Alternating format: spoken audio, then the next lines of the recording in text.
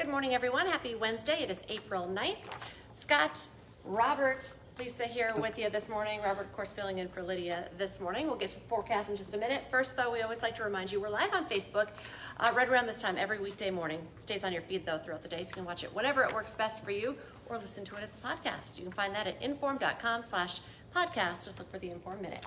All right, sounds like today, temperature-wise, looking pretty good. Just meant to dodge some showers depending on where you're at. Yeah, finally a true spring-like day. Temperatures back up into the 50s, at found around 60 degrees.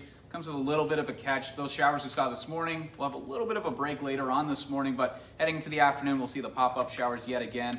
And the main thing with that is we may hear some rumbles of thunder with that. Not expecting any big thunderstorms, of course, but if you hear thunder, just head indoors for a little bit. These showers are pretty short-lived, but temperatures will dip back down a little bit tomorrow. It'll be overcast, and then we're right back up Friday and Saturday into the mid to upper 60s. So going up and down quite a few of these days. That's pretty typical for April, but hey, for the weekend, we're looking at some really nice weather. Yeah. Close to 70, so. That's going to be nice. That's Absolutely. awesome. Looking forward to that.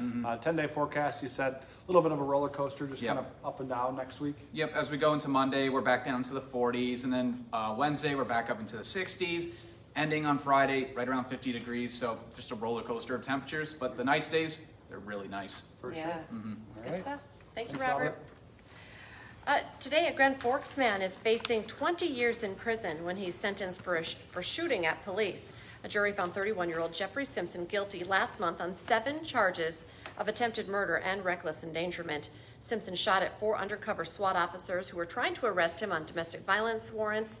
That happened last year in Grand Forks. He claimed he didn't know that he was shooting at police. Also today, a former Fargo police officer will be in court accused of driving drunk while off duty.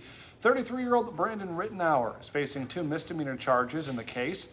He pleaded not guilty. He's accused of hitting 3 vehicles and a dumpster in the parking lot of his apartment building near West Acres Mall. He no longer works for Fargo Police Department. A realtor from Oklahoma has been identified as the man who was shot by an officer following a 100-mile chase from Canada into North Dakota and then into Minnesota. The Polk County Sheriff's Office tells us 34-year-old Caleb Kofi is now in jail after being released from the hospital. Right now, we're working to find out what charges he is facing and also the name of the officer who shot him. A bill to ban choice and approval voting in North Dakota is going to the governor's desk. It would prohibit cities, counties, and any political subdivision from using either of those methods.